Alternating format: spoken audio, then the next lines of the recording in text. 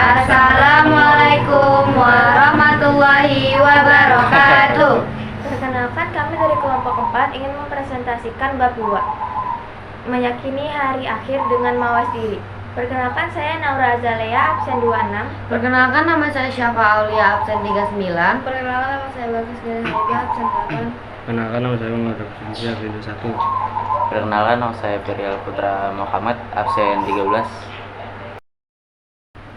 Tujuan pembelajaran. Setelah kalian mempelajari materi ini, diharap mampu mendeskripsikan pengertian iman dan dalil iman kepada hari kiamat, mendeskripsikan macam-macam nama kiamat, mendeskripsikan gambar peristiwa kiamat kubro dan kiamat sugro, mengklasifikasikan kehidupan yang dialami manusia setelah hari kiamat.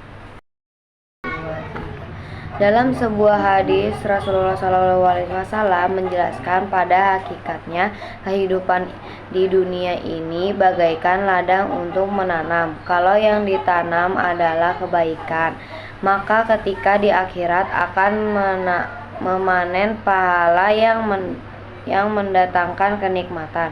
Sebaliknya, apabila keburukan atau kemaksiatan yang ditanam di dunia, maka ia akan memperoleh dosa dan maksiat di akhirat.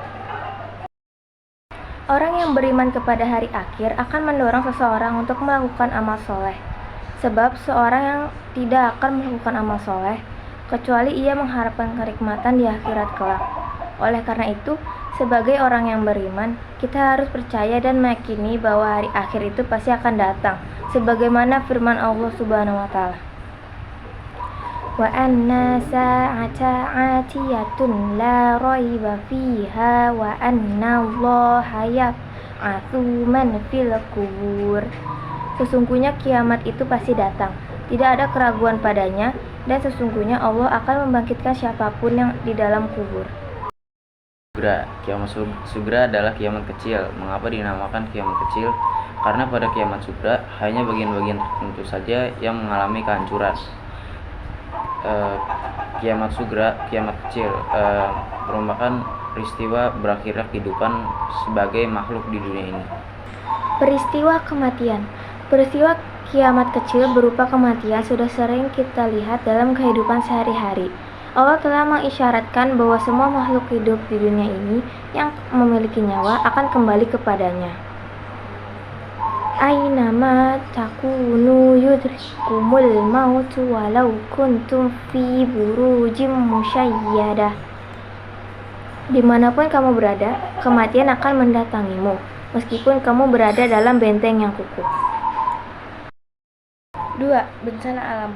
Pernahkah kalian melihat bencana alam yang begitu dahsyat seperti banjir, letusan gunung berapi, gempa bumi, tanah longsor, kekeringan, gelombang panas, badai tropis, tornado, wabah penyakit, kebakaran, badai salju, dan tsunami?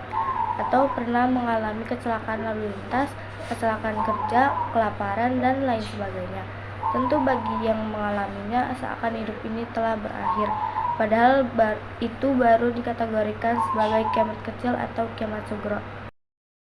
Kiamat kubro. Kiamat kubro artinya kiamat besar, yaitu kehancuran alam semesta dan seluruh isinya, termasuk kematian semua makhluk-makhluknya, kecuali dia yang kehendaki. Alam kehidupan manusia pun akan berganti dengan alam baru, yaitu yakni alam akhirat. Kiamat kubro memang belum terjadi, sehingga tidak ada satu orang pun yang mengetahui bagaimana peristiwa sebenarnya.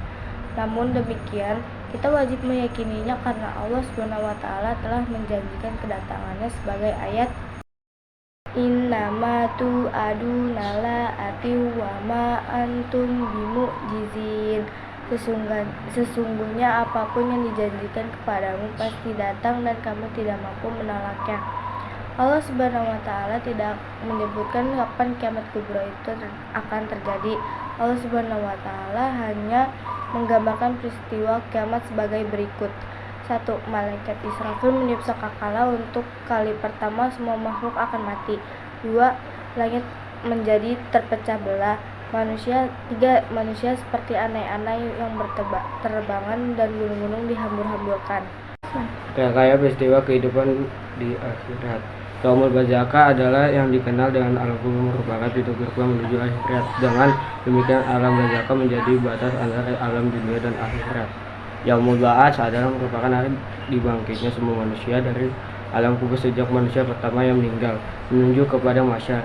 Yaumul Masyar adalah masa atau hari dikumpulnya seluruh manusia dibangkitkan dari kuburnya. Tempat dikumpulkannya disebut dengan pada masyar, yakini tempat yang sangat luas dan tiada pepohonan sedikit pun.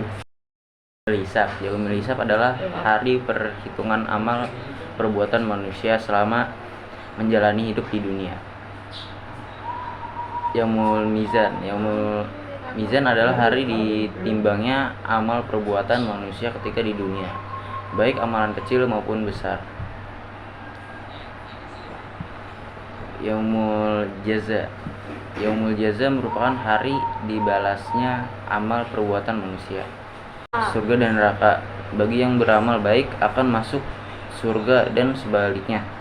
Bagi yang beramal buruk akan masuk neraka.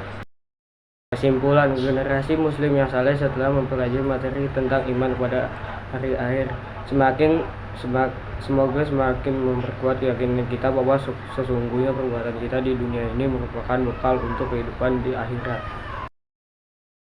Gimana? Kamu udah tahu jenis-jenis apa aja? Ya lumayan deh, ada kiamat kubro, ada kiamat sugro. Apa saja sih yang kamu udah ketahui? Aku tahu Yaumul Barzakh, Yaumul Mahsyar, Yaumul Ba'ats, dan yang lainnya. Sekian